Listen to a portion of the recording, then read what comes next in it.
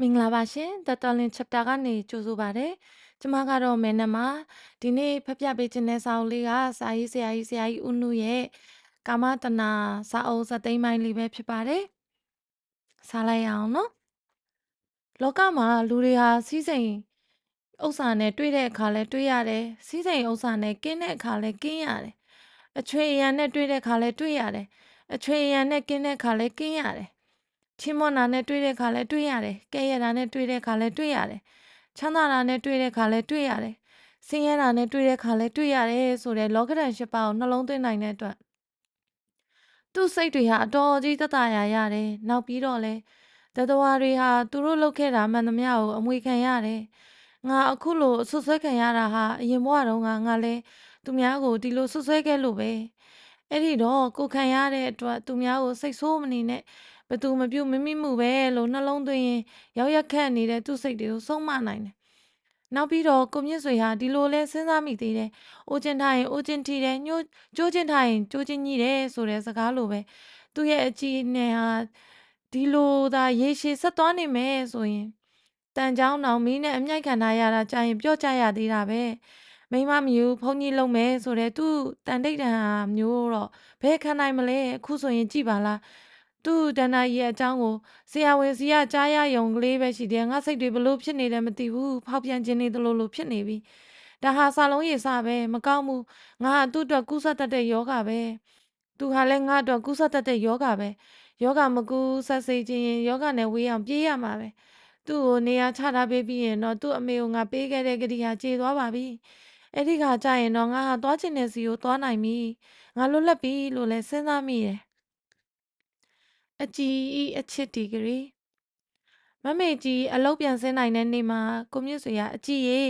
ဒီကနေ့ညအကြည်ရဲ့နောင်ရေးအတွက်အရေးကြီးတဲ့ကိစ္စတစ်ခုကိုအကိုကြီးပြောချင်တယ်လို့ပြောတယ်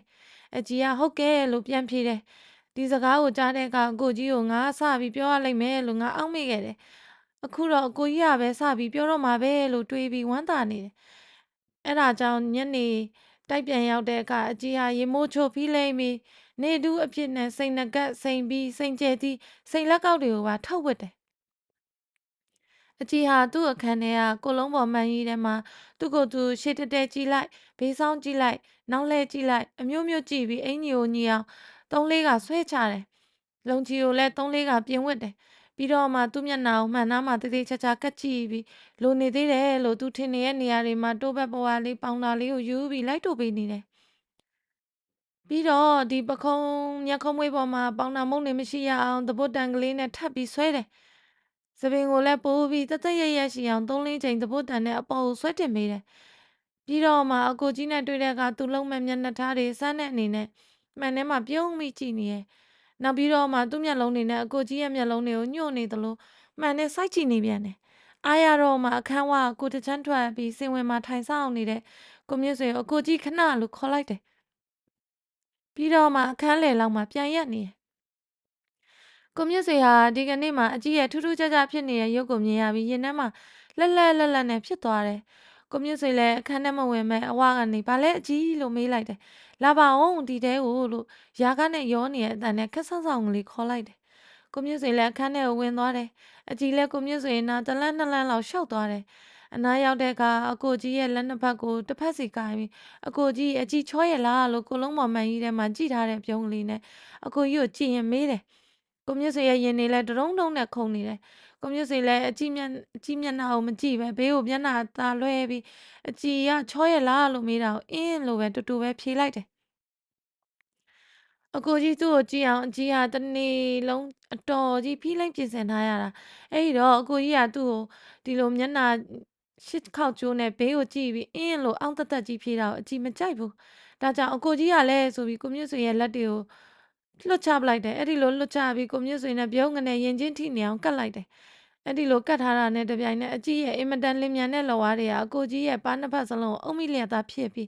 အကိုကြီးရဲ့မျက်နှာကိုသူ့မျက်နှာနဲ့တဲ့နေအောင်လှည့်လိုက်တယ်ကိုမြင့်ဆွေလည်းနောက်ကိုနည်းနည်းဆုပ်လိုက်တယ်အကြီးကလည်းရက်မနေကမြဲတိုင်းလိုက်ကတ်ထားတယ်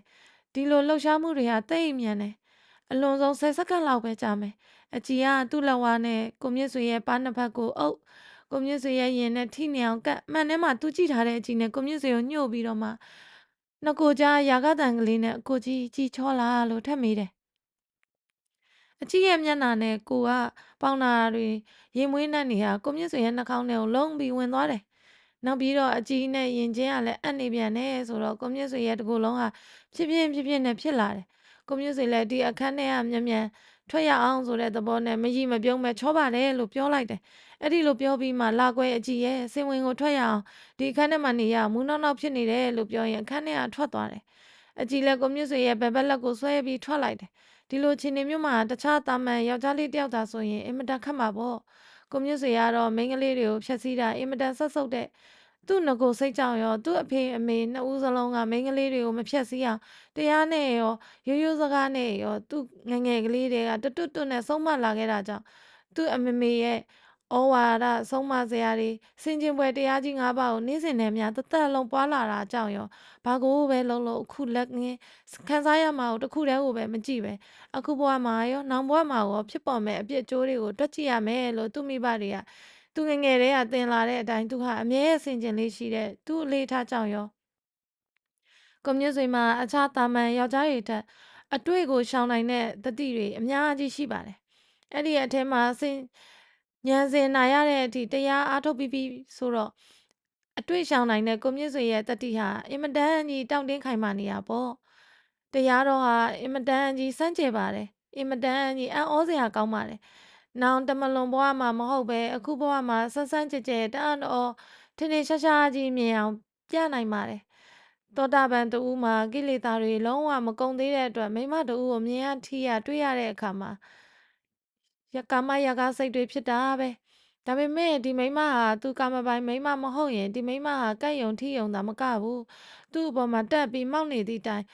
်ဒီသောတာပန်ဟာဒီမိမကိုကာယကံမြောက်ဘယ်နည်းနဲ့မှမကျွလွန်နိုင်ဘူး။ဘာဖြစ်လို့လဲဆိုတော့ဒီသောတာပန်ဒီမှာဖြစ်တဲ့ကာမရာဂစိတ်ဟာပုထုဇဉ်ပေါ်မှာဖြစ်တဲ့ကာမရာဂစိတ်လောက်မပြင်းထန်ဘူး။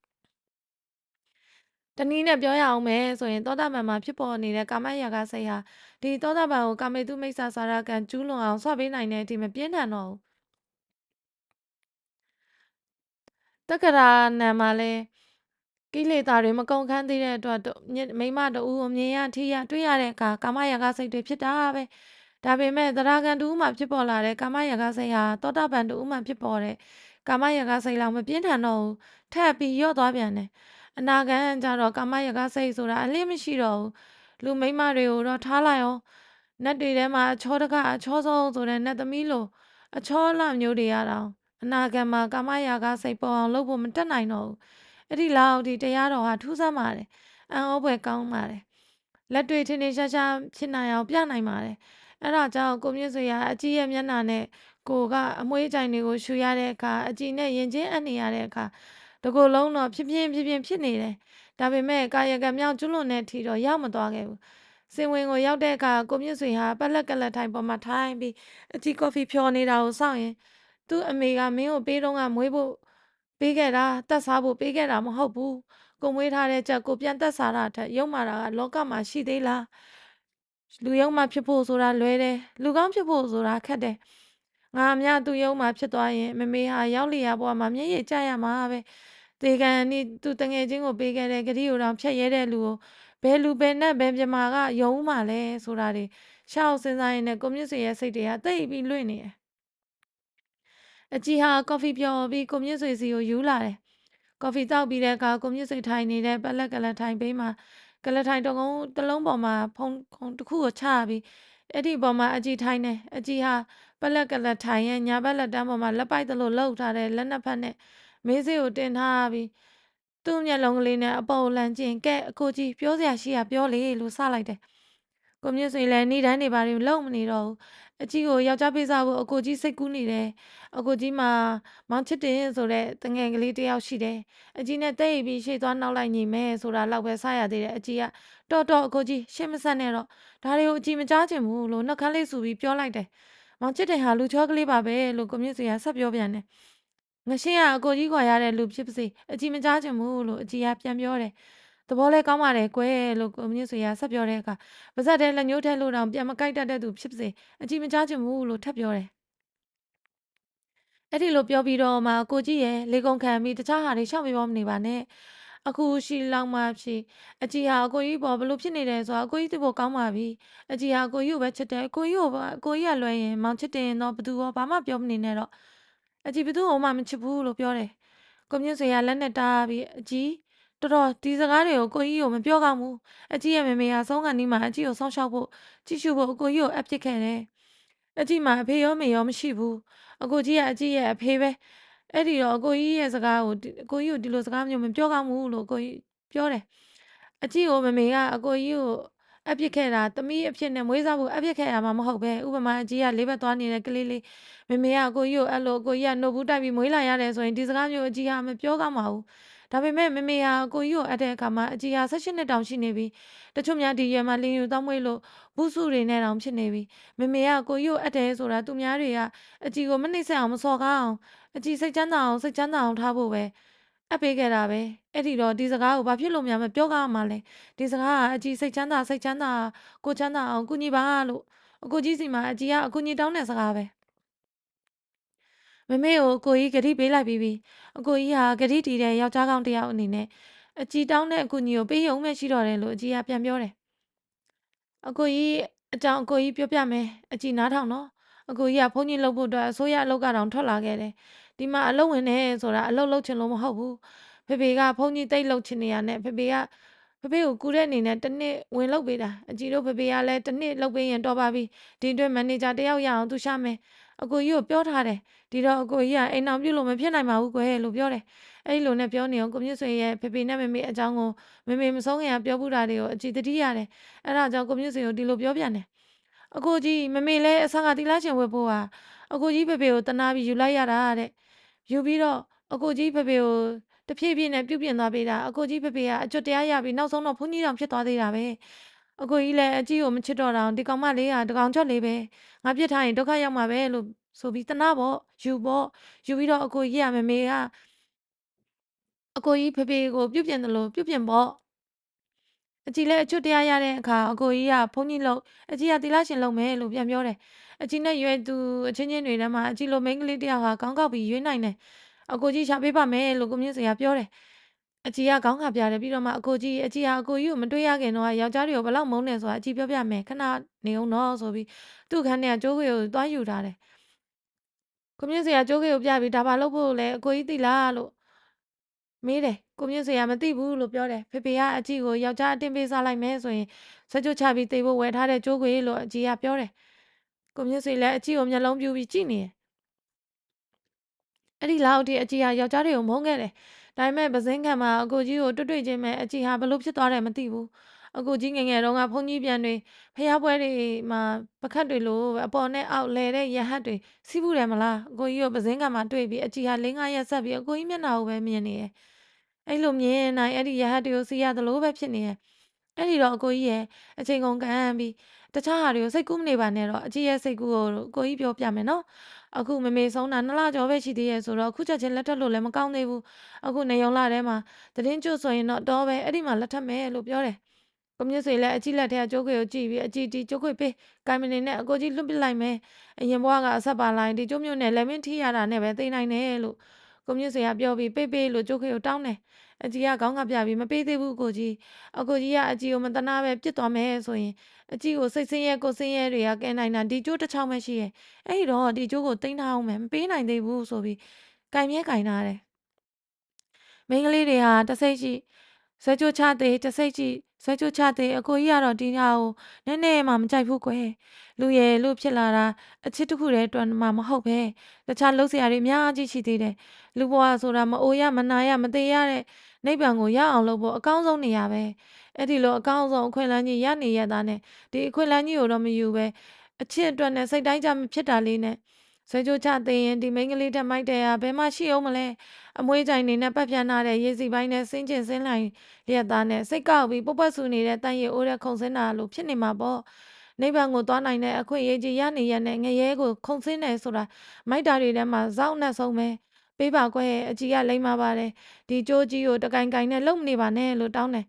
အကြီးကခေါင်းကပြပြီးအကြီးစိတ်တိုင်းကြဖြစ်ပြီးမှဒီကျိုးကိုလွတ်ပြမယ်အခုတော့ဘယ်သူ့မှမပေးသေးဘူးလို့ပြောပြတယ်ကိုမြင့်စေကလည်းစိတ်သိပ်ရှုပ်သွားတယ် သူမထွက်ပြေးနိုင်အောင်အစတုန်းကတော့မခင်လာကိုပေးခဲ့တဲ့ကတိဆိုပြီးတန်ချေကြီးတစ်ခုသူ့မှာရှိရယ်အခုတော့သူထွက်သွားရင်အကြီးတော့ဆွဲကြိုးချပြီးတိတ်တော့မှာပဲဆိုတဲ့စိုးရိမ်မှုတန်ချေကြီးအဖြစ်နဲ့သူ့ကိုခတ်ထားလိုက်ပြန်ပြီဆိုတော့ကိုမြင့်ဆွေစဉ်းစားမိတယ်ကိုမြင့်ဆွေလည်းတမကြီးချပြီးပလက်ကလတိုင်းပေါ်မှာလဲနေရင်သူ့လက်နှစ်ဖက်နဲ့သူ့ကောင်းပေါ်မှာအုပ်ထားတယ်အကိုကြီးဘယ်နဲ့လဲခုနအကြီးပြောတာကိုဘလို့သဘောရလဲသတင်းကြွမှာလက်ထပ်ဖို့ဟာလေလို့မေးတယ်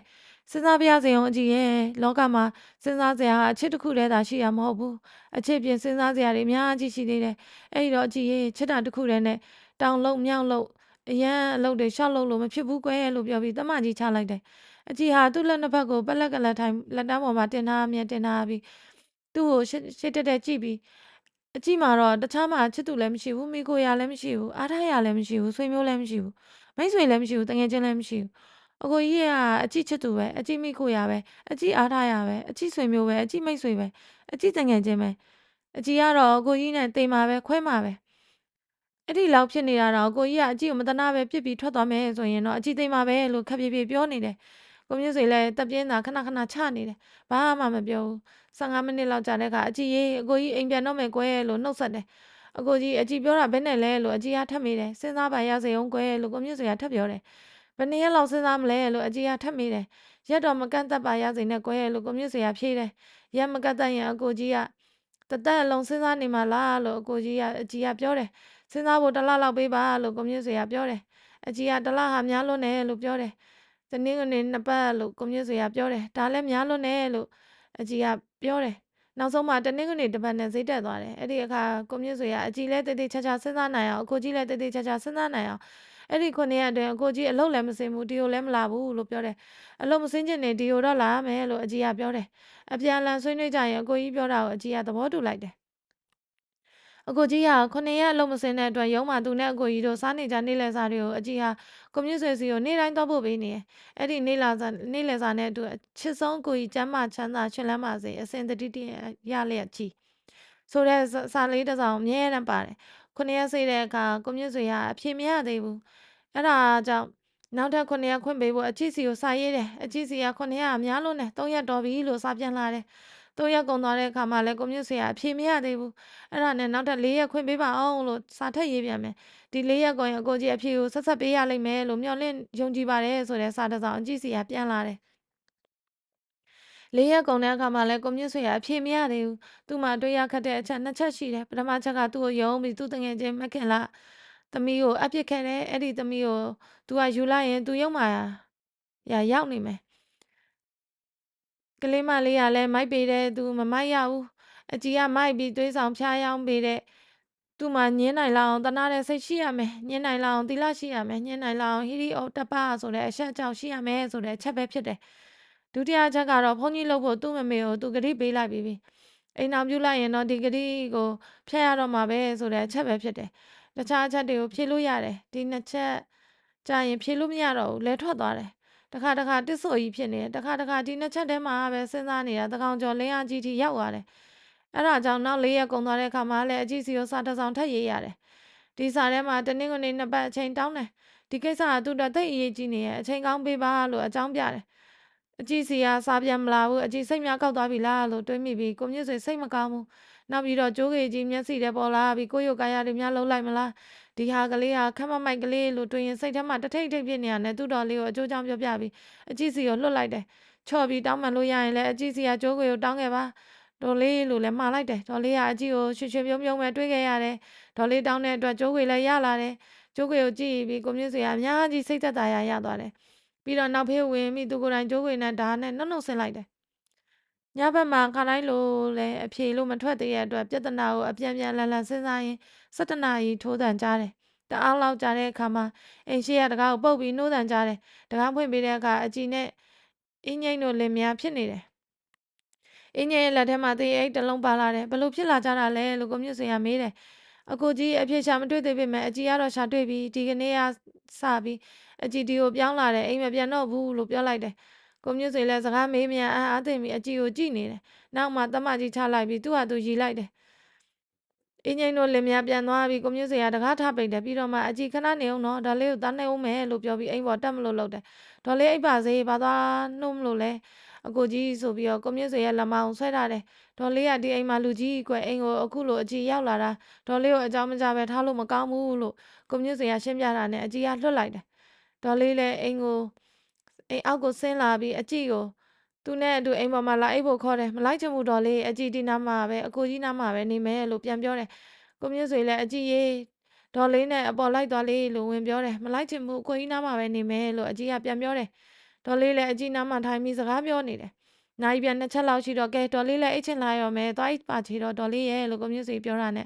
ဒေါ်လေးလည်းအိမ်ပေါ်တက်သွားတယ်ကိုမြင့်ဆွေလည်းသူ့အခန်းထဲမှာဖြာနဲ့ခေါင်းကိုအပြင်ထုတ်ရအောင်ခန်းထဲသွားတယ်အကြီးလည်းဝင်လိုက်လာတယ်အကြီးခဏတိုင်အောင်လေကိုကြီးဖြာနဲ့ခေါင်းကိုသွားယူမလို့ပါလို့ပြောတယ်အကြီးယူပေးမယ်လို့အကြီးကပြောပြီးဝင်မြဲလိုက်ဝင်လာတာပဲ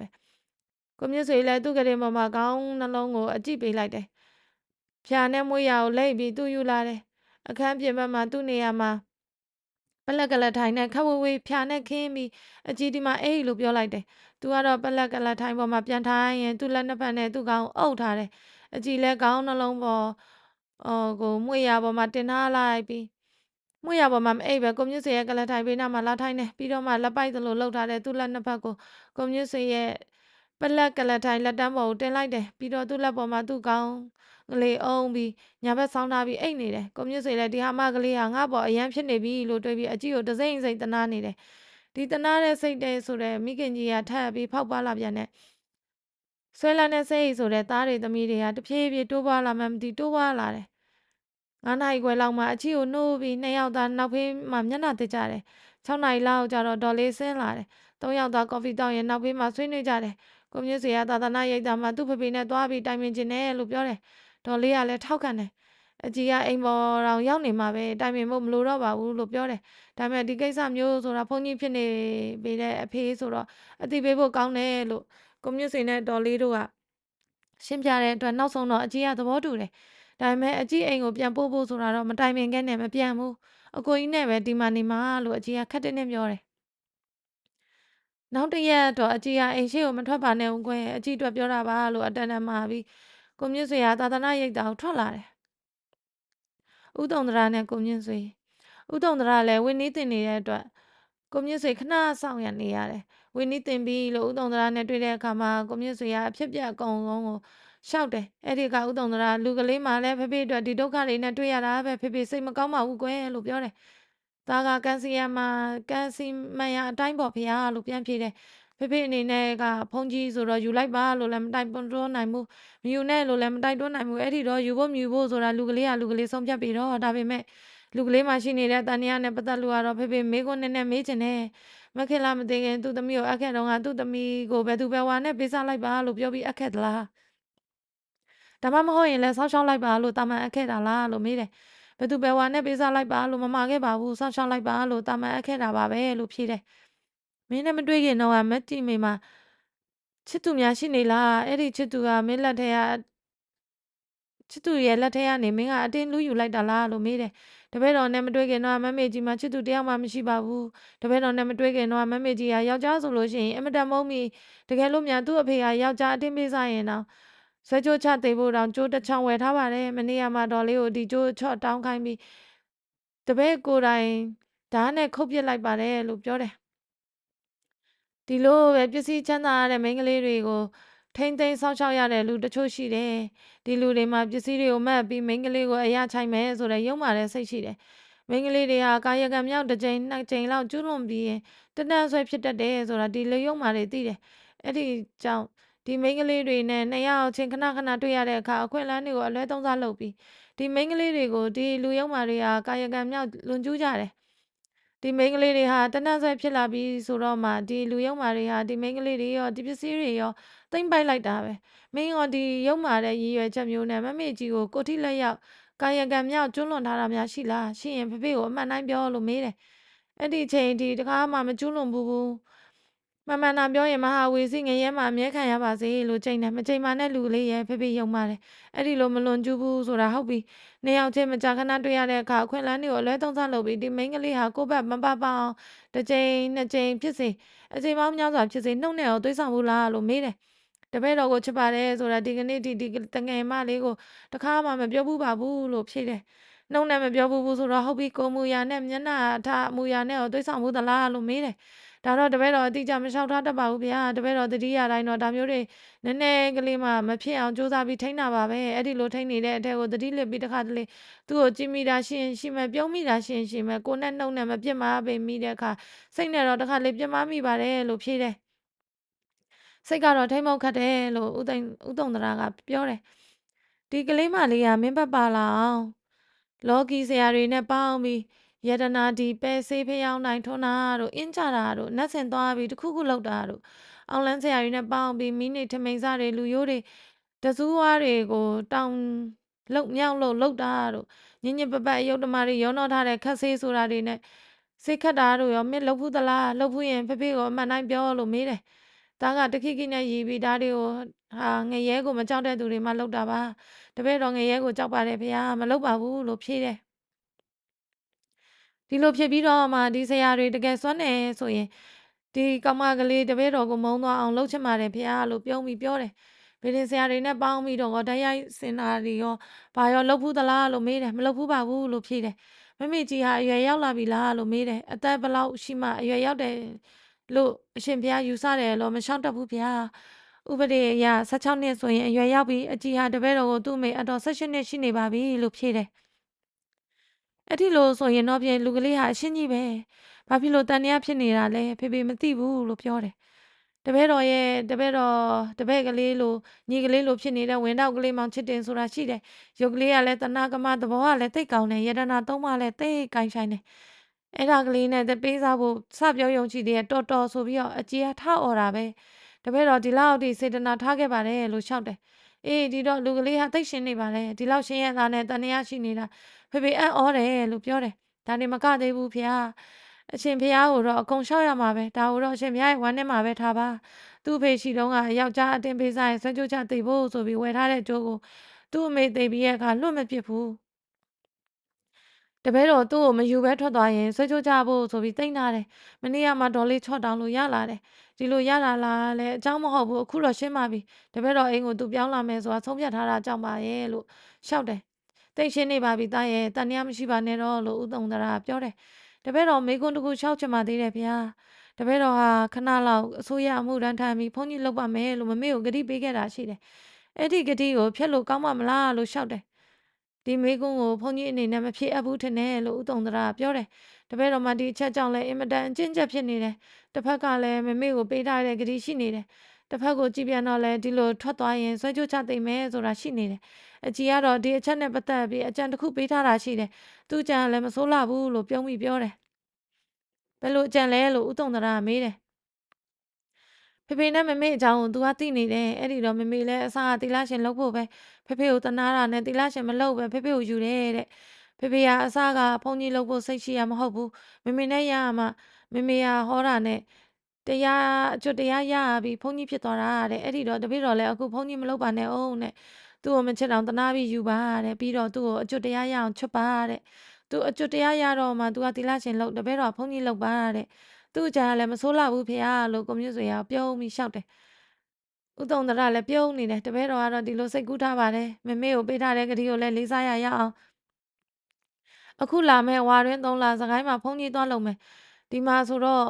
သူတို့လာနေကြမှာနဲ့တရားကောင်းကောင်းအားထုတ်ရမှာမဟုတ်ဘူးသတင်းကြွတော့မှလက်ထပ်ပြီးမမေစိတ်ဝင်စားတဲ့စာပြန်ပွဲတွေကိုဖိုးလက်ထက်တုန်းကလိုပြန်ပြီးစီကားအောင်လို့ဒီသာသနာရိပ်တာကိုလည်းအစွမ်းကုန်အားပေးအဲ့ဒီလိုစိတ်ကူးထားပါတယ်လို့ပြောတယ်ဒါကတော့လူကလေးသဘောပဲလို့ဦးတုံတရာကပြောလိုက်တယ်ကိုမြင့်ဆွေအိမ်ပြန်ရဲရောက်ချင်းလက်ပင်ညောင်ရီကိုဖြစ်နေရှာတဲ့အကြီးကဖုန်းကြီးကဘာပြောလိုက်တယ်လဲအကိုကြီးလို့မေးတယ်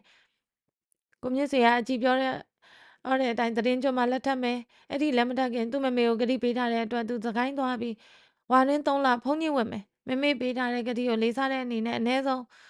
ဒီလောက်တော့လုပ်ရမယ်လို့ပြောတယ်အကြီးကလက်ထပ်ပြီးမှဝတ်ဖို့ပြောတယ်လက်ထပ်ပြီးမှဝတ်မယ်ဆိုမဖြစ်နိုင်ဘူးလို့ကိုမြင့်ဆွေကပြောတယ်ဒါဖြင့်ဝါခင်မမဝေးလို့အကြီးကပြောတယ်ဝါခင်မမဆိုရင်အကြီးခဏခဏလာနေရနဲ့တရားအထုတ်နိုင်မှာမဟုတ်ဘူးလို့ကိုမြင့်ဆွေကပြောတယ်အကိုကြီးစကိုင်းကိုသွားရင်ပြန်လာမှာမဟုတ်ဘူးအကြီးကိုပြစ်ပြေးတာပဲလို့အကြီးကပြောတယ်အကြီးစိတ်ကြရအောင်ခုတရက်နှစ်ရက်အတွင်းမြို့ပေါ်လူကြီးတွေကိုဖိတ်ပြီးစိတ်ဆက်ကြောင်းလန့်ပွဲတစ်ခုလုပ်မယ်အဲ့ဒီပွဲမှာသတင်းကြွလက်ထပ်မယ်ဆိုတာကိုပါကျညမယ် ဒါထက်ပိုပြီးခိုင်လုံတာမရှိဘူးလို့ကိုမြင့်ဆွေကပြောတယ်အကြီးကအဲ့ဒါကိုသဘောကျတယ်ဒါပေမဲ့စကိုင်းကိုသူလည်းလိုက်မယ်လို့ပြောတယ်စကိုင်းကိုအကြီးလိုက်လိုက်သူတရားအထုတ်နိုင်မှာမဟုတ်ဘူးလို့ပြောတယ်အကြီးကသူလည်းတရားအထုတ်မယ်လို့ပြောတယ်ဒါပေမဲ့အလုပ်ကိုပိုင်ရှင်တယောက်မှမရှိပဲ3လကြာအောင်ပြစ်ထားတာမကောင်းဘူးသူစကိုင်းမှာရှိနေတော့အကြီးကအလုပ်ကိုဂရုစိုက်ပြီးကြည့်လို့ကိုမြင့်ဆွေကပြောတယ်မနှက်စာစားပြီးရဲ့အခါမှာတပင်းစပွဲကုံမှာပဲထိုင်နေရင်ကိုမြင့်ဆွေကကဲမတ်ရွှေကြည်ဒီလောက်ခိုင်လုံဒီလောက်စိတ်ချရရင်အိမ်ပြန်มาတော့ကွယ်လို့တခါမှမခေါ်စဘူးအကြီးကိုမရွှေကြည်လို့ခေါ်ပြီးပြောတယ်အကိုကြီးကလည်းဆိုပြီးတော့ကိုမြင့်ဆွေကိုပြုံးစစ်စစ်လို့ရင်ကြည်နေဘယ်နဲ့လဲပြန်မယ်မလို့လားလို့ကိုမြင့်ဆွေကဖြတ်မိတယ်အကိုကြီးကဘာဖြစ်လို့ဒီလောက်တောင်လောနေရလဲကြည်မပြန်သေးဘူးကိုကြီးစကိုင်းကိုသွားတော့မှပြန်မယ်လို့ပြောတယ်အကြီးဟာကိုကြီးစကားကိုတခါမှနားမထောင်သေးဘူးကိုလှုပ်ချင်တာတွေကိုပဲဆိုလို့ရှောက်လုံနေတယ်ဒီလိုဒါဆိုရင်အနောင်ချပြီးတဲ့အခါကိုကြီးတိတ်ဆိတ်ညစ်ရမှာပဲအကိုကြီးကတော့အကြီးစိတ်ချမ်းသာအောင်ဘာမဆိုအလိုလိုက်နေရတယ်လို့ပြောပြီးတစ်ဖက်ကိုငေးကြည့်နေတယ်အကြီးဟာကိုမြင့်ဆွေကိုပြုံးစစ်စစ်ကြည့်ရင်အကိုကြီးနဲ့အိမ်အောင်မကြခင်အကိုကြီးစကားနားထောင်နေဘယ်တော့မှအကိုကြီးနဲ့အကြီးနဲ့အိမ်အောင်ကြရမှာမဟုတ်ဘူးအိမ်အောင်ကြပြီးတော့လဲကိုကြီးစကားအကြီးဘယ်လောက်နားထောင်နေဆိုတာကြည့်ပေါ့လို့ပြန်ပြောတယ်ကိုမြင့်ဆွေလည်းတစ်ဖက်ကိုငေးပြီးကြည်မြဲကြည့်နေတယ်ဘာမှမပြောဘူးအကြီးလည်းကိုမြင့်ဆွေရဲ့ကလထိုင်နောက်ဘက်ကိုရောက်သွားတယ်နောက်မီတန်းပေါ်မှာသူ့လက်နှစ်ဖက်ကိုတင်းပြီးကိုမြင့်ဆွေရဲ့ငယ်ထိတ်ကိုသူ့မေးစိမ့်နဲ့ပုတ်နေတယ်ပြီးတော့မှကိုအိမ်ကိုလာတဲ့ဧည့်သည်ဆိုတာစိတ်မဆိုးရဘူးအကိုကြီးရဲ့လို့ပြောပြီးမေးစိမ့်နဲ့ကိုမြင့်ဆွေရဲ့ငယ်ထိတ်ကိုပုတ်မြဲပုတ်နေတယ်ကိုမြင့်ဆွေလည်းရာချစ်ကြီးဖြစ်လာပြီးရည်ကျင်တယ်ဒါပေမဲ့ဟန်လုံနေဒီလိုပွင့်ရင်အိမ်မှာနေတာအကြီးတယောက်တည်းပြင်းတယ်ဒီမှာအကိုကြီးနဲ့နေရပျော်တယ်လို့ပြောတယ်ပျော်ရမှနေရတာမဟုတ်ဘူးကြီးတော်ရမှနေရတယ်ဒီရှိလာအောင်ကိုကြီးပြောမယ်လို့ခေါ်လိုက်တယ်အကြီးလည်းသူ့ကလက်ထိုင်မှာပြန်ထိုင်နေတယ်အကိုကြီးနဲ့အကြီးနဲ့ဆိုအိမ်အောင်ကြသေးတာမဟုတ်ဘူးစေစကြံလန်ဆိုတာတော့မလုပ်ရသေးဘူးအဲ့ဒီလိုအခါမျိုးမှာမြမထုံးတန်းစင်လာရယောက်ျားကလေးနဲ့မိန်းကလေးဟာအတူနေရတာမဟုတ်ဘူးအကြီးဟာဒါတွေဘာမှမသိဘူးအကြီးဟာအခုလိုဘသူမှဂရုမစိုက်ဘယ်ထုံးတန်းစင်လာကိုမှအေးမလို့ပဲနေချင်းသလိုနေသွားရင်အကြီးရဲ့သမီးကြတော့အကြီးဘယ်လိုဆုံးမမလဲဒါကြောင့်မို့အကိုကြီးပြောတာနားထောင်ပါအကိုကြီးဟာအကြီးကိုမကောင်းတဲ့နီလန်ဘယ်တော့မှမပြဘူးလို့ပြောတယ်အကြီးလည်းဘာမှမပြောဘူးနားထောင်နေတယ်အဲ့ဒီတော့ကနေညနေထမင်းစားပြီးရင်အကြီးအိမ်ပြန်အကိုကြီးလိုက်ဖို့မယ်ဟုတ်လားလို့ပြောတယ်အကြီးလည်းကောင်းငိမ့်တယ်ညဘက်ထမင်းစားပြီးအကြီးကိုကိုမြင့်ဆွေအိမ်လိုက်ပို့တယ်အကြီးတို့တိုက်ကိုရောက်တဲ့အခါကြောင်ကိုအစေခံတယောက်ကလိုက်ရိုက်နေတာတွေ့တယ်ကိုမြင့်ဆွေကကြောင်ကိုဘာဖြစ်လို့လိုက်ရိုက်နေသလဲလို့မေးတဲ့အခါစပွဲကုံပေါ်ကဟင်းတွေကိုတက်နိုင်နေရကြောင်လိုက်ရိုက်နေတယ်လို့ပြန်ပြောတယ်ကိုမြင့်ဆွေကမြိုက်ပါနဲ့ကွယ်ကြောင်မစားစေချင်ရင်ဟင်းခွက်တွေကိုအုပ်ဆောင်လေးနဲ့အုပ်ထားလို့ပြောတယ်အကိုကြီးကဒီလိုပြောတော့ဖေဖေရှိတော့အဖြစ်ပြက်တစ်ခုအကြီးသွားပြီးသတိရတယ်တနေ့မှဖေဖေထမင်းစားမလို့လောက်တော့ကြောင်ကဟင်းခွက်တက်နိုင်တယ်ဖေဖေကကြောင်ကိုအတင်းလိုက်ဖမ်းခိုင်းတယ်ကြောင်ကထွက်ပြေးတော့ဒုတ်ကြီးနဲ့အကောင်တကောင်ကပြစ်လိုက်တာခြေထောက်နဲ့ခါနဲ့ကျိုးသွားတယ်ထင်တယ်ဖေဖေစီကိုကြောင်ဖမ်းလာတော့သူ့ရှိမှပဲကြောင်ကိုထပ်ပြီးရိုက်ခိုင်းတယ်မသိမရှင်ဖြစ်နေတော့မှဂုံဒီအိတ်ထဲဂဲတွေနဲ့ထည့်ပြီးမြစ်ထဲမှာအပြစ်ခိုင်းတယ်ဖေဖေကတိတ်ပြီးရက်ဆက်တာပဲကိုကြီးလိုမဟုတ်ဘူးကြောင်ကလေးကအကြည့်ကြောင်ကလေးမွေးကစားကလေးကအကြည့်နွမ်းနုတိုက်ပြီးမွေးလာတာအဲ့ဒီတော့ငါကြောင်သေးတယ်လို့ဖေဖေလည်းတင်ချင်းစိုးနဲ့သေးပါစေလို့အကြည့်တော့ဟိုးတော့ကချိန်ဆလိုက်တာပဲအကြည့်ကပြန်ပြောတယ်အမလေးအကြည့်ဒါကိုနောက်ခါဘယ်တော့မှမပြောနဲ့တော့အဖေအမေဆိုတဲ့ဂုံကြီးကဘလောက်ထိကြီးကျယ်သလဲဆိုတာအကိုကြီးပြောပြမယ်ရှေးတုန်းကစစ်တကြီးတယောက်ရဲ့မိန်းမမှာကိုဝင်ရှိလာတယ်ဘေးရင်မေးကြည့်တော့သားကလေးမွေးမယ်ဒီကလေးကြီးလာရင်အဖေကိုတတ်မယ်လို့ဟောတယ်အဲ့ဒါနဲ့အဖေကဒီကိုဝင်ဖြတ်ချခိုင်းတယ်ကိုဝင်ကရင့်နေတဲ့အတွက်ဖြတ်လို့မရဘူးမွေးလာတဲ့အခါဒီသားကလေးကိုအဖေကလွတ်ပစ်ခိုင်းတယ်တောင်ပေါ်ကလွတ်ပစ်လိုက်တာတောင်ဆောင်ကခြုံပေါ်မှာတင်းနေတယ်အိန္ဒိနာချင်းနိုင်ငံစိတ်ကြောင်းသားတယောက်ကကလေးကိုတွေ့ပြီးမွေးစားထားတယ်ကြီးလာတဲ့အခါအဲ့ဒီသားကဘရင်စီမှာစစ်မှုထမ်းတယ်ကြာတော့စစ်သူကြီးဖြစ်လာတယ်သူ့ဖေနိုင်ငံနဲ့သူ့နိုင်ငံစစ်ဖြစ်တဲ့အခါမှာသားဖာနေအောင်စစ်မြေပြင်မှာတွေ့ကြတယ်သားကလေးကအဖေမှမသိဘူးလမ်းနဲ့ထုတ်လိုက်တာအဖေသေးသွားတယ်အဲ့ဒီသားဟာပိတုကာယကကံထိုက်တယ်လို့အကိုကြီးတို့ငယ်ငယ်တုန်းကအဘိဓမ္မာဆရာကြီးတယောက်ကဟောတာကြားဘူးတယ်ပိတုကာယကကံဆိုတာအဖေကိုတတ်တဲ့ကံကိုခေါ်တယ်အဲ့ဒီကံဟာလူရိုးရိုးတယောက်ကိုတတ်တဲ့ပါဠိပါဒကံထက်ဆိုးတယ်အဖေဟာသားရဲ့သေချောင်းကိုကြံပေးခဲ့တဲ့အတွက်အဲ့ဒီအဖေကိုသားကတတ်ရင်ပိတုကာရကံထိုက်တာပဲအမေကိုတတ်ရင်မာတုကာရကံထိုက်တာပဲဒီကံတွေထိုက်နေတဲ့လူဟာဘလောက်အကုသိုလ်တွေဘလောက်ပဲကုသိုလ်တွေလှုပ်လို့သိရင်ငရဲကြတာပဲ အဲ့ဒီလိုလူမျိုးတွေကအဲ့ဒီဘဝမှာဘလို့ပဲအားထုတ်မညံဖုန်ညာမရနိုင်တော့ဘူးမိဘရဲ့ဂုဏ်ကဒီလောက်ထိကြီးတယ်အစာတတဟာဖရာရဲ့တရားတော်တွေကိုတစ်ချိန်နာပြီးရင်မတ်ဖို့ညံဖို့တွေရနိုင်တဲ့အတွက်ပါရမီရှိတယ်ဒါပေမဲ့အဖေကိုတတ်ထားတဲ့အတွက်ဖရာရဲ့တရားကိုနာရပေမဲ့မညံဖို့ညံမရဘူးတည်တဲ့အခါငရဲကြလာရတယ်အင်္ဂုလိမာလာဟာလူတွေကိုထောင်နဲ့ချီပြီးတတ်ခဲ့ပေမဲ့ဖရာနဲ့တွေ့ပြီးအကျွတ်တရားရတယ်နောက်တော့တရားအားထုတ်တဲ့အခါယဟန္တာဖြစ်သွားတယ်ငရဲမခံရတော့ဘူးနိဗ္ဗာန်ဆံဝင်ရတယ်အဲ့ဒီအင်္ဂုလိမာလာဟာအဲ့ဒီတုန်းကသူ့အမေကိုဒါတတ်မိရင်ယဟန္တာလည်းမဖြစ်နိုင်တော့ဘူးတေတာနဲ့ငရဲကြပြီးတကဘာလုံးခံရမယ်အဲ့ဒါကြောင့်သူ့အမေကိုမတတ်မိအောင်မဟာဂိယုဏရှိထားပြီးမြတ်စွာဘုရားအင်္ဂုလိမာလာကိုတွားချွေရတာပဲလို့ကိုမြတ်စွာဘုရားပြောပြတယ်အဲ့ဒီတော့မအကြီးဟာအကြီးအဖေဖေပေါ်မှာပြမမိတာတွေကြပြအောင်ညာအိယာဝင်နိုင်ကြတော့ပြီးမှပဲအိတ်ကြော့တဲ့အခါမှာလဲကိုစိတ်နှုတ်နဲ့ကျူးလွန်ပြမမိရတာရှိတာတွေကိုသိခတ်မှာလို့ဖေဖေလို့စိတ်ထဲကလည်းစိုးပါဇက်ကလည်းပြုံးအကြီးကိုဆုံးပါတယ်အကြီးကလည်းကောင်းငိမ့်တယ်တနင်္ဂနွေကျတော့အကြီးတို့တိုင်းမှာမြို့ပေါ်ကလူကြီးလူကောင်းတွေဖိတ်ပြီးမနှက်စာကျွေးတယ်သမင်းစားပြီးတဲ့အခါမှာဆရာဝန်ဦးအောင်ဖေကကိုမြင့်ဆွေနဲ့အကြီးတို့ရဲ့ကိုစားစိတ်ဆက်ကြောင်းလန့်ပစ္စည်းကြောင်းကိုကြညာတယ်တရင်ကျွရင်လက်ထပ်မယ်ဆိုတာလဲကြညာလိုက်တယ်ဧည့်သည်တွေအားလုံးပြန်ကြတဲ့အခါကိုကြီးရဲ့ကံကြိုးပေးတာဟာအင်မတန်ထူးဆန်းတယ်လို့ကိုကြီးပြောနေတာဟာတိတ်မှန်တာပဲမမေဟာကိုကြီးကိုတိတ်ပြီးမြတ်တာရှိတယ်ဒါပေမဲ့အကိုကြီးနဲ့ဖူးစာမပါဘူးဖေဖေနဲ့သာဖူးစာပါတယ်အဲ့ဒါကြောင့်ဖေဖေနဲ့အိမ်အောင်ကြရတယ်အကိုကြီးကအကြီးနဲ့မှဖူးစာပါတယ်ဒါကြောင့်တသက်လုံးလူပြိုကြီးလှုပ်ပြီးအကြီးအရွယ်ရောက်တဲ့အထိစောင့်နေတယ်လို့ရည်ပြီးပြောတယ်အကြီးရဲ့အကြီးမမေဟာအကိုကြီးကိုမြတ်တာရှိတယ်ဆိုတာဟာအကိုကြီးလည်းမသိရပါလားကွယ်ကျောင်းတုန်းကတော့မခင်လာကိုညီမကလေးလိုစောင့်ရှောက်ပါဆိုတာမမေကအကိုကြီးကိုခဏခဏမှာတယ်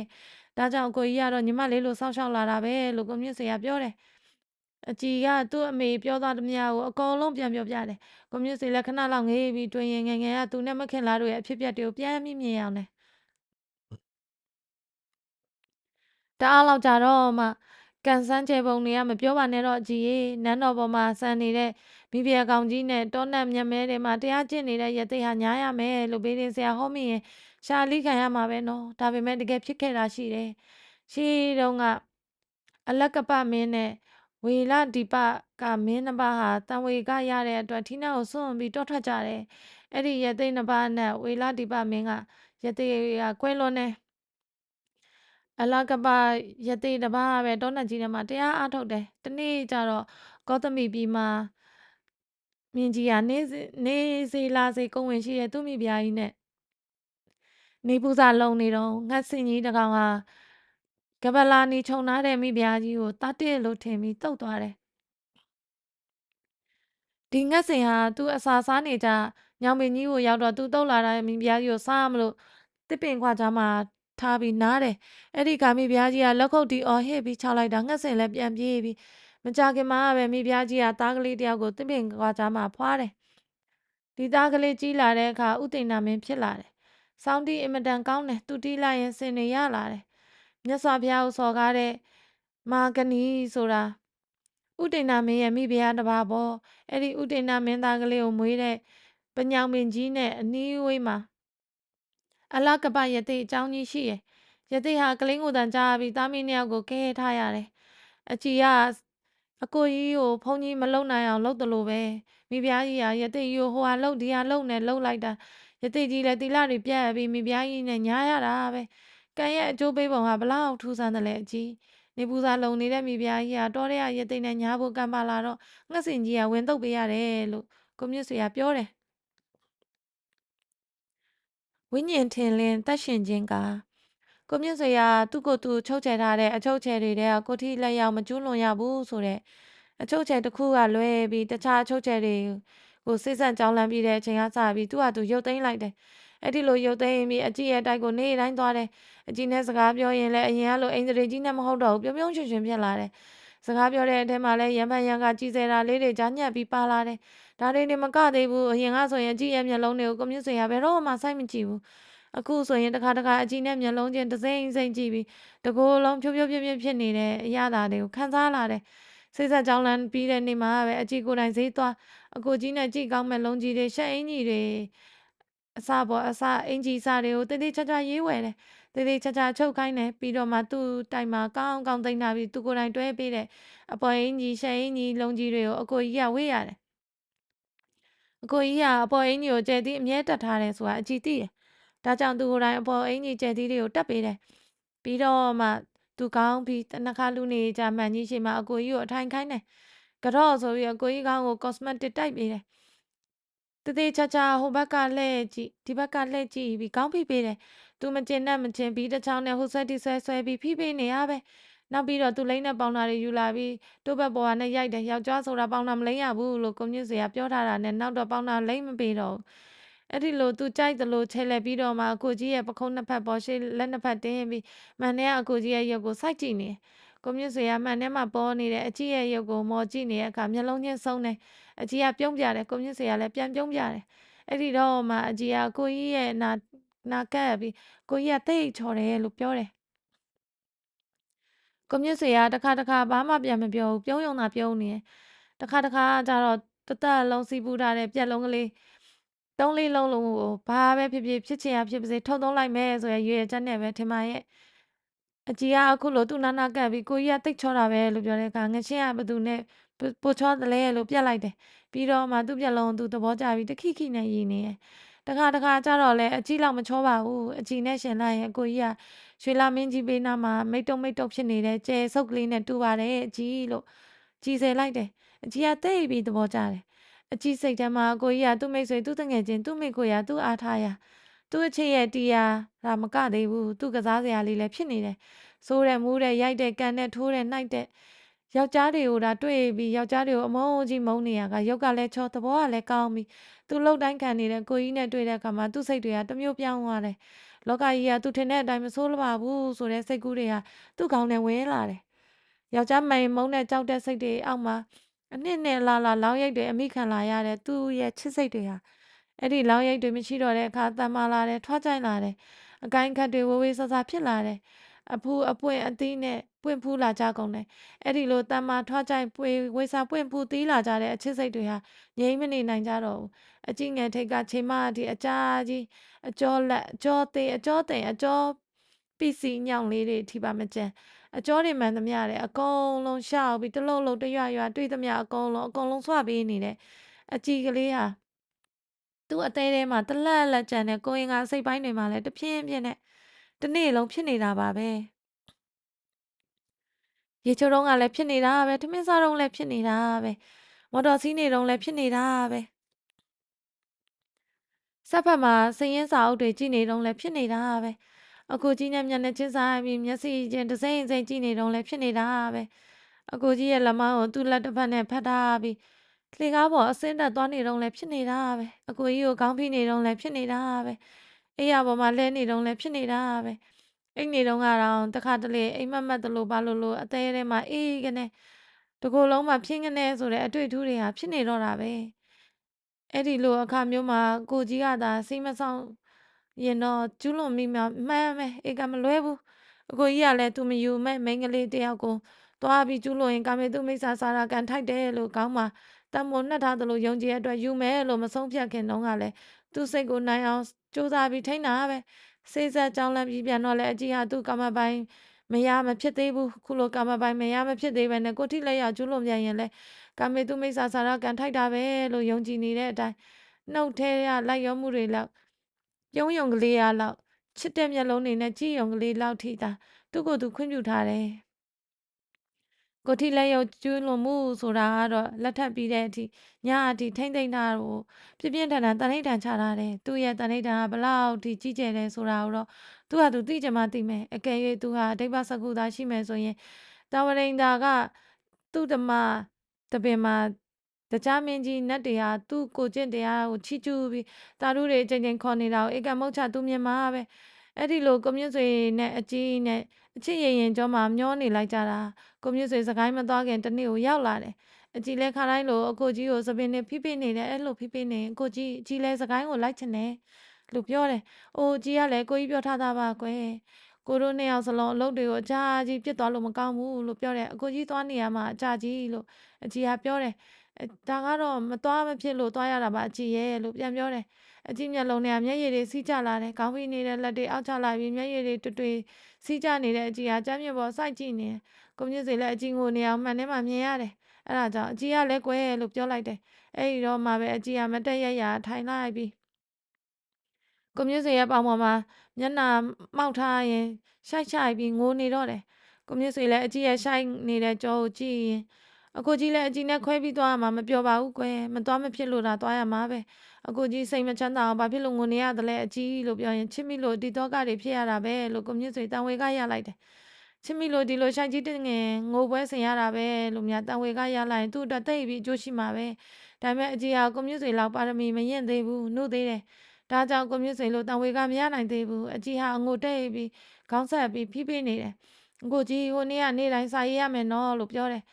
တရားအားထုတ်တယ်ဆိုတာအကြီးကမထုတ်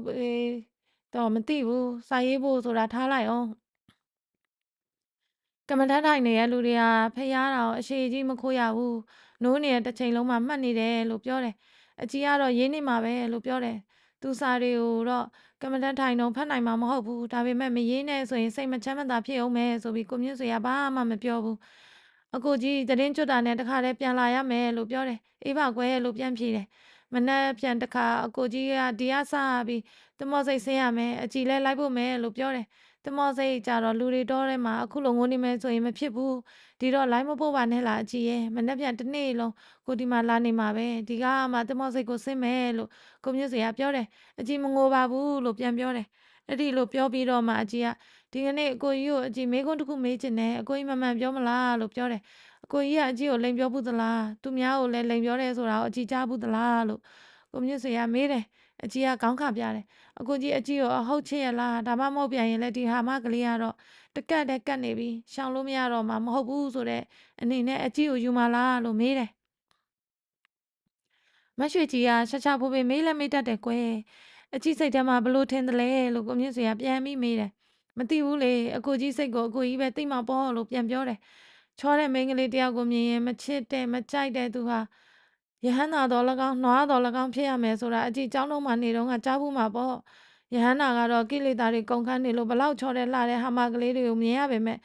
ဘလို့မှမဖြစ်တော့ဘူးမတုံလို့ဘူးနွားကတော့ချောတဲ့လှတဲ့ဆိုတာသိနိုင်တဲ့မျက်လုံးမရှိလို့အပြူချောကလေးကိုမြင်ရပေတဲ့ဘာမှမဖြစ်ဘူ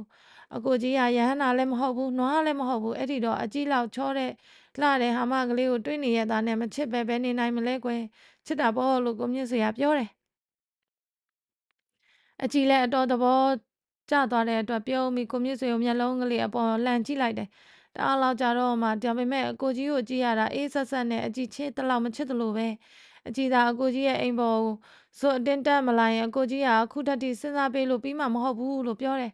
အကြည်ရဲ့လောကမှာအချစ်တစ်ခုတည်းသာရှိတာမဟုတ်ဘူးစဉ်းစားစရာတွေလည်းအများကြီးပဲရှိနေသေးတယ်အချစ်တစ်ခုတည်းကိုပဲစဉ်းစားပြီးပြုံးတိုင်းနဲ့လှုပ်လိုက်လို့မှားသွားရင်အိမ်အောင်ပြူတာဆိုပြင်လို့မရတော့ဘူးလို့ကိုမြင့်ဆွေကပြန်ပြောတယ်နောက်တနေ့မနက်9နာရီလောက်ကကိုမြင့်ဆွေလည်းအကြည်တို့တိုက်ကိုရောက်နေတယ်မနက်စာစားပြီးတဲ့အခါအကြည်အခန်းနဲ့ပလက်ကလထိုင်ပေါ်မှာအကိုကြီးကိုအထိုင်ခိုင်းတယ်ကလထိုင်နားမှာကျမ်းမြေပေါ်မှာအကြည်ထိုင်ပြီးအကိုကြီးကိုစိတ်နေအောင်ကြည့်တယ်အကိုကြီးကပြုံးပြတယ်အကြည်ကမပြုံးဘူးတအားလောက်ကြတော့မျက်ရည်တွေကျလာတယ်မရွှေကြီးခမရဒီလိုမျက်ရည်တွေကျနေညနေတမောစိတ်လိုက်ဖို့လို့ဖြစ်မလားမဖြစ်ဘူးထင်တယ်လို့ကိုမျိုးစေကပြောတယ်အကြည်လည်းအားရအောင်ငိုတယ်ကိုမျိုးစေလည်းရှိတက်ကြည့်ပြီးအချစ်ဆိုတာချမ်းသာတပယ်ဆင်းရဲတပိတ်သာပေါင်းထားတာပဲဗလားဆိုပြီးတွေးမိပြီးတန်ဝေကရနေပါတယ်တအားလောက်ကြားတဲ့အခါမှာအကြည်လည်းမျက်နှာတစ်ပစ်လိုက်တယ်ပြီးတော့အကြည်ရေးချစ်တယ်ဆိုတာစိတ်ရောကိုယ်ရောတိတ်ပြီးစိတ်ဆင်းရဲရတယ်ပိယစာတိကတုံမှာပူဆွေးခြင်းငိုကြွေးခြင်းကိုဆင်းရဲခြင်းစိတ်ဆင်းရဲခြင်းပူပန်ခြင်းအဲ့ဒီဟာတွေဟာအချစ်ကြောင့်ပဲဖြစ်တာတွေပဲချစ်ချင်းကြောင့်အခုပြောခဲ့တဲ့ဆင်းရဲဒုက္ခတွေရဲ့အမွန်အစပဲလို့မြတ်စွာဘုရားဟောတော်မူထားတယ်အကိုကြီးငယ်ငယ်တော့ကမမေကဒီတော့ကိုခဏခဏဟောဘူးတယ်အကိုကြီးပြောပြမယ်နော်အကြီးကောင်းကောင်းနားထောင်ဆိုပြီးတော့ကိုမြတ်ဆွေကအချစ်ကလူကိုဘယ်လောက်ဒုက္ခပေးတယ်ဆိုတာပြောပြပါတယ်အကြီးငိုသလိုအမြဲငိုနေရမှာပဲအခုတော့ရင်ထဲမှာဒီအချစ်တွေပေါ်လာပြီဆိုရင်ငါရောငါအကိုကြီးရောလူတွေနတ်တွေပြမတွေအစရှိတဲ့တလောကလုံးရောအိုရအောင်မယ်နားရအောင်မယ်တေးရအောင်မယ်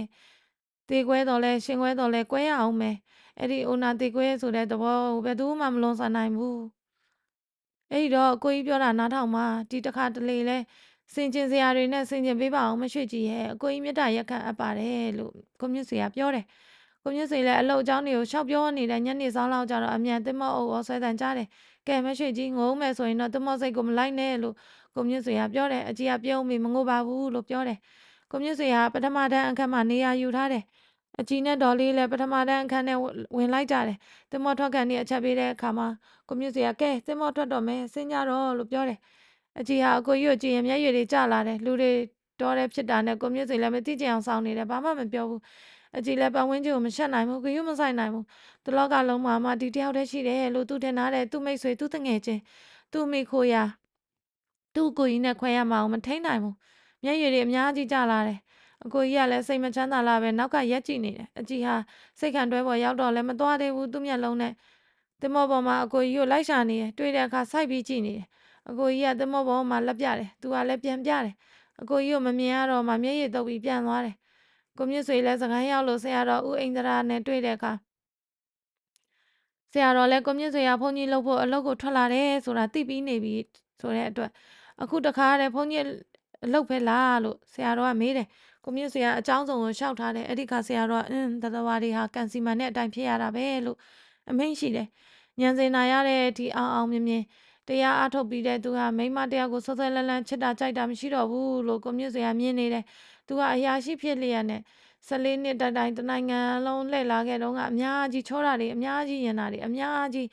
းမတ်စရာကောင်းတာတွေတွေ့ခဲ့ဘူးပဲဘသူ့ကိုမှဆွဆွဲလန်းလန်းမဖြစ်ခဲ့ဘူ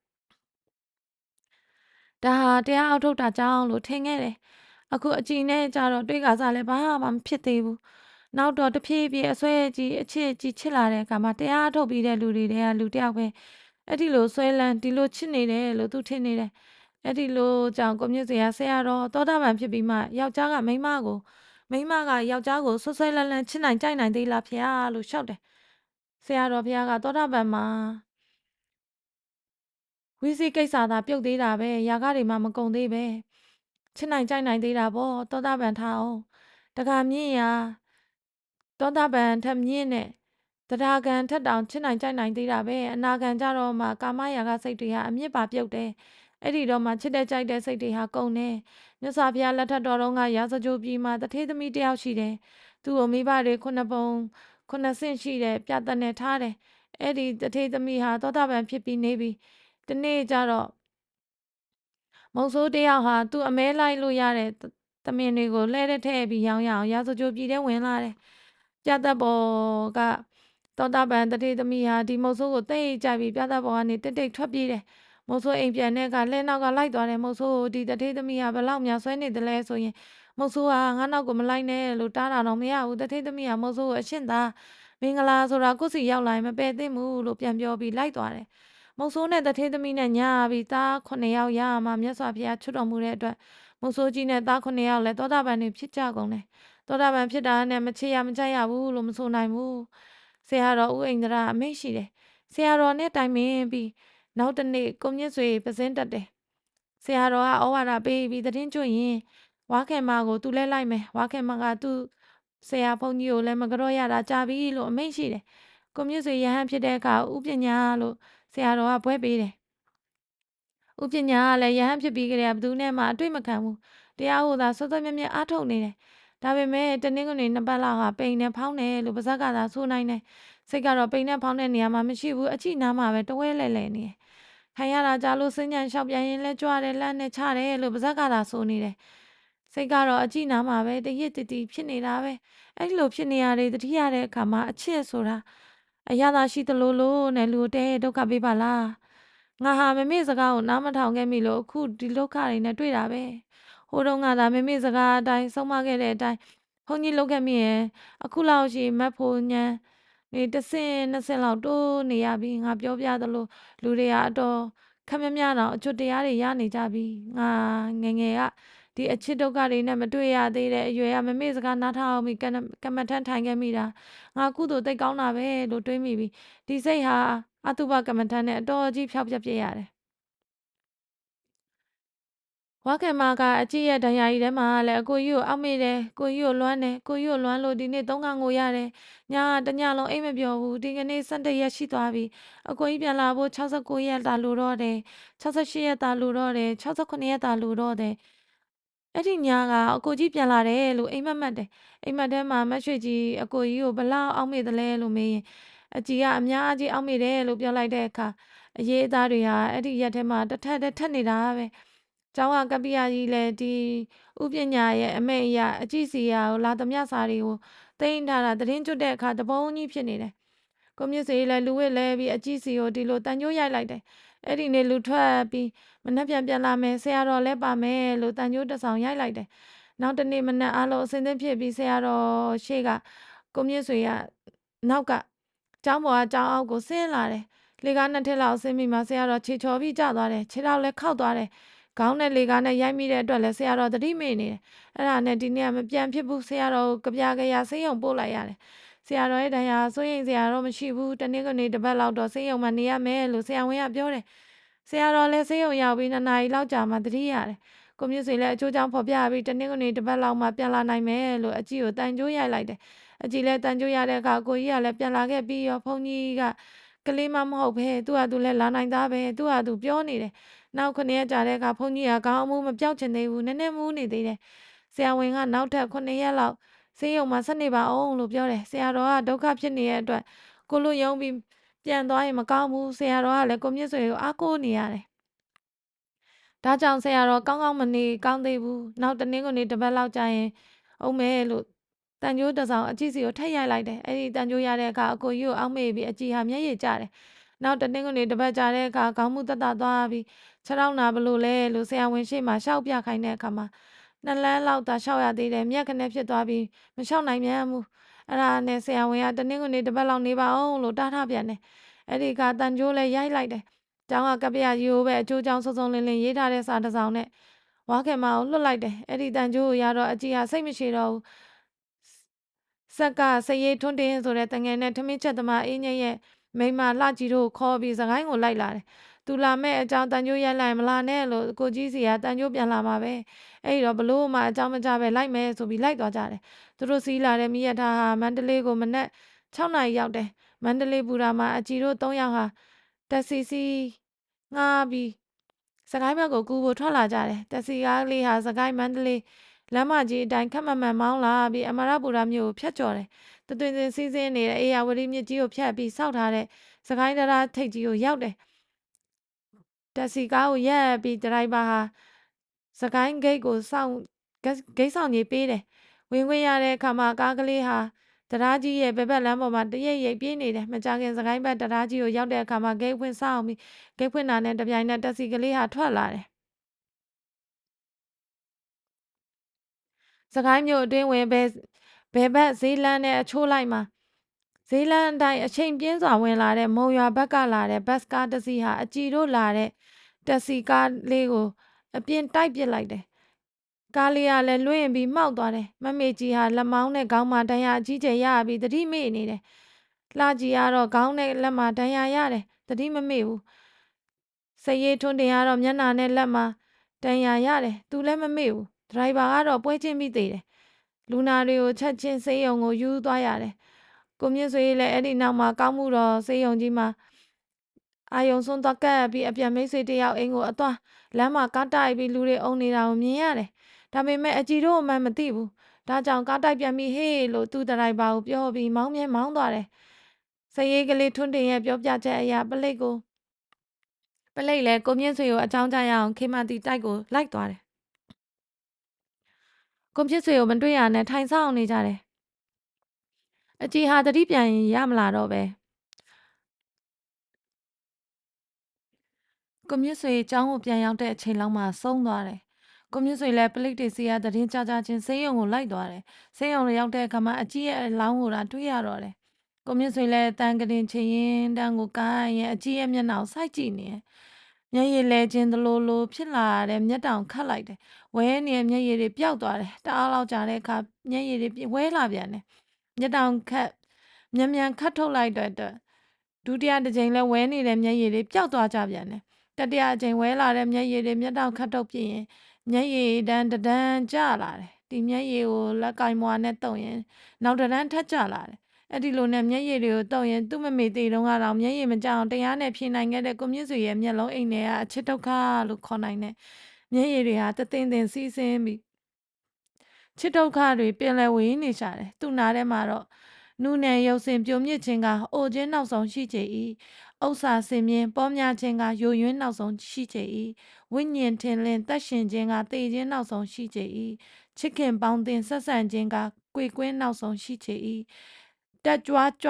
မြင့်လွန်းကြလဲရှော့ကြနောက်ဆုံးရှိချေ၏ခုံမင်ခါရချစ်လွန်းကြလဲတောကနောက်ဆုံးရှိချေ၏ပွဲလေပြင်ပချီးမွမ်းကြလဲရှုံချနောက်ဆုံးရှိချေ၏ကြည်သာရွှင်ပြချမ်းသာကြလဲဒုက္ခနောက်ဆုံးရှိချေ၏လို့သူငယ်ငယ်တုန်းကသူ့မမေတရားမဟောခင်သူတို့သားမိသားဖ3ယောက်ညစဉ်တံပြန်ရွတ်ဆိုခဲ့တဲ့တဝေကလင်္ကာလေးကိုတဖြည်းဖြည်းပြန်ပြီးကြားရောက်နေပါတော့တယ်ဟုတ်ကဲ့ရှင်ဦးနုကာမတနာစာအုပ်ဖတ်ပြခြင်းဇာတ်သိမ်းပိုင်းအစီအစဉ်ဒီမှာပဲပြီးပါပြီကြိုက်နေတဲ့တဲ့ဆိုရင် like and subscribe လေးနဲ့အားပေးပါအောင်ရှင်နောက်လာမယ့်အပိုင်းနေနောက်လာမယ့်ဘာစာအုပ်ဖတ်ပြမလဲဆိုတွေ့ကြရအောင်နော်